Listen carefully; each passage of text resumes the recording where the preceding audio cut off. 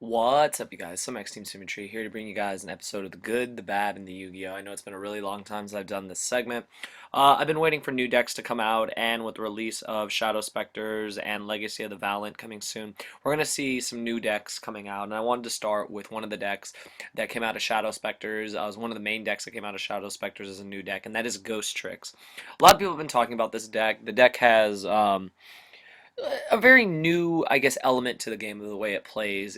Basically, the whole deck is based upon setting and flipping monsters, kind of like the old Pac-Man deck, for those of you who remember that, with Deslakuta, uh, Swarm of Scarabs, Swarm of Locusts, etc. Kind of the same strategy applies, except that it's more in a stun-based deck this time. And I found this list on blog, cortcg.com. I'll leave in the description. I'll leave a link to Robbie's article on it.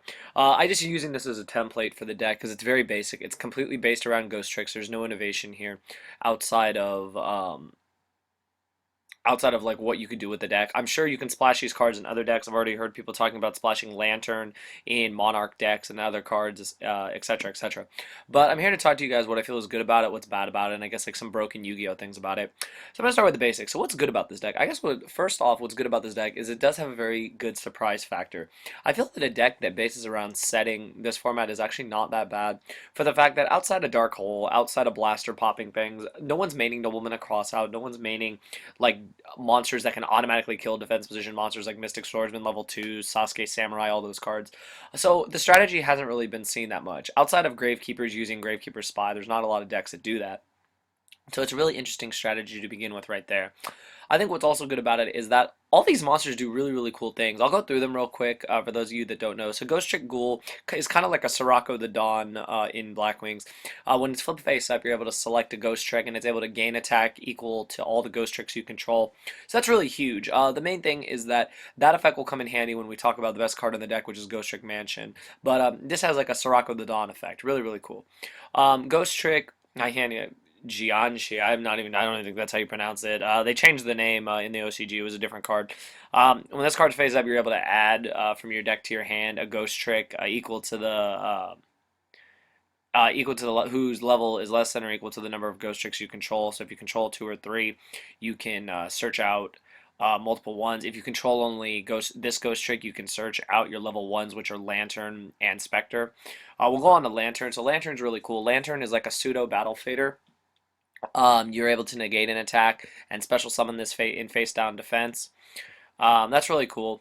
You can negate the attack, special summon the card in face down defense, and then you're able to flip it like next turn. You're able to use it in conjunction with your Ghost Trick, so it's really good. And then Spectre, same thing basically. If a Ghost Trick is destroyed, you're able to. If it's destroyed by a card effect or by battle, you can special summon this one in face down defense and draw a card. Really cool. A little bit of a draw engine for the deck. So I like that a lot. They work in good conjunction with each other, being able to draw cards, being able to stop attacks, being able to search, and being able to pump up. And then a Ghostrick Stein, probably the main one. He's the biggest Ghost Trick, I believe, in the main deck. All these other guys are pretty weak. So deck dev is deadly, guys. Be careful. Deck dev can destroy this deck. But Ghostrick Stein, really great card. When it inflicts battle damage, you're able to search a Ghost Trick monster, spell, or trap. The main card you're going to want to be searching is Mansion. And then Witch to round out the rest of the Ghost Tricks. This card's really good. You can flip it face up, and you can target one face-up monster your opponent controls and put it in defense. Basically, you're always setting monsters. You're always trying to set monsters. You're always trying to keep set defense position monsters on the board, because that's how the whole strategy of the deck works. So that's what I like about it. That's why I feel good about it.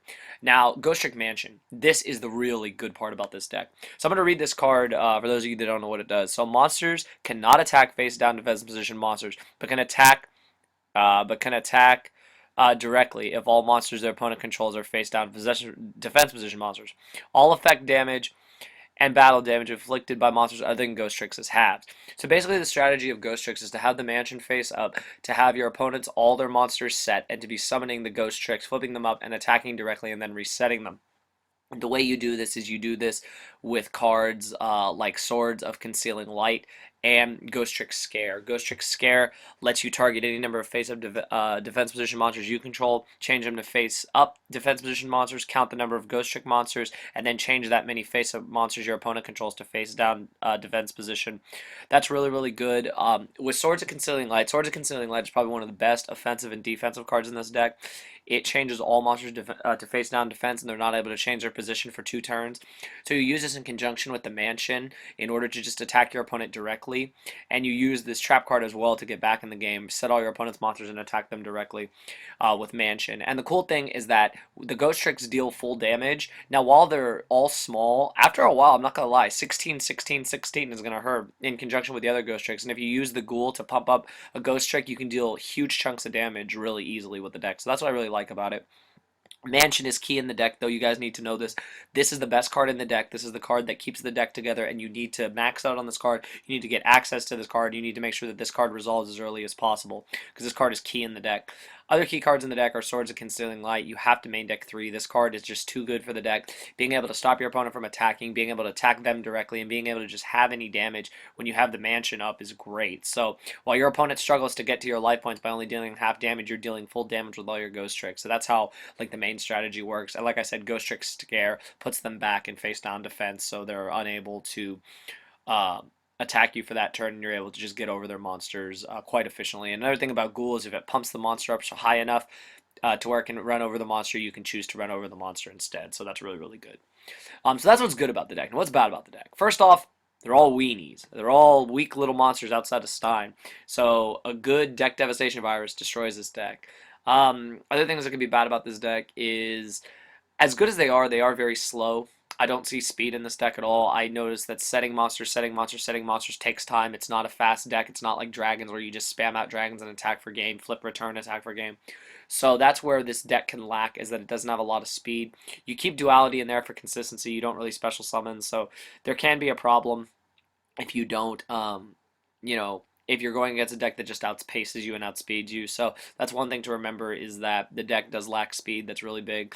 It is very susceptible to cards like Deck Devastation Virus.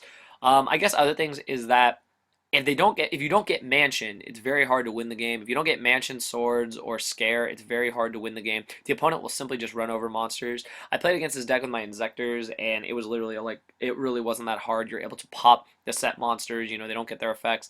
So the deck can be susceptible to decks that pop a lot. So Inzectors, Blasters, stuff like that, etc. Dark Hole can really, really hurt this deck strategy. And then, that's what's bad about it. Every deck is going to have a good side and a bad side, and of course the Yu-Gi-Oh side of this deck. First things I'll talk about is Ghostrick Alucard. This is their main and best XYZ. You take 2 of the level 3s, you run a lot of level 3s. Your opponent cannot target other Ghostrick monsters or face down position monsters for attacks. You can detach an XYZ from this card to target one set card your opponent controls, destroy that target. You can only use the effect once per turn, and if this card is sent to the graveyard, you can add one other Ghostrick card in your graveyard to your hand. So this card has a whole lot of cool effects. This is definitely one half of the Yu-Gi-Oh part about this. They have a really great XYZ that lets you get back resources, lets you pop your opponent cards, and protects your Ghostricks. That's really, really good. And another, I guess the main Yu-Gi-Oh part of this is the Ghostrick Mansion. The strategy of decreasing your opponent's life points by attacking directly, kind of like Watts do, but in a more control-based version of this is really good. I really like this strategy a lot. I think this is a great strategy for the deck. I feel that it's really cool that this is the way the deck works. It does require a lot of setup. That's the one thing that could also be bad about it. It can be slow at times, but I feel the deck definitely has potential. I feel that in time there'll be more cards for the deck, and it'll definitely have, hopefully, an impact on the format.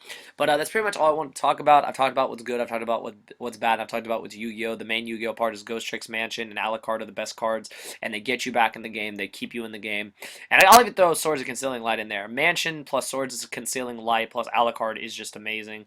You can get Alucard on the board, and you can get all your you can get Ghoul on the board, and you can just boost up Alucard to some ridiculous amount and just attack them basically, and just keep taking chunks of their life points per turn. So the deck has a really interesting strategy. It'll be something to see if people make the deck work, if it can top events, if it can do well at events.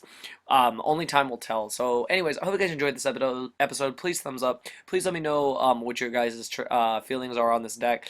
think it's a cool deck. It's nice to talk about something besides dragons and other generic decks that people run. So we'll see how this deck does in the future. But please leave your comments below. I'm happy to be doing this segment again. Please let me know what other decks you want me to talk about. I'll be doing vampires next. And if there's any decks I haven't covered in the past, or if I missed something, please let me know. Probably like trap tricks or something like that. I'll get into those very soon as I'm revamping this segment. So I hope you guys enjoyed it. Thumbs it up, and thank you for watching.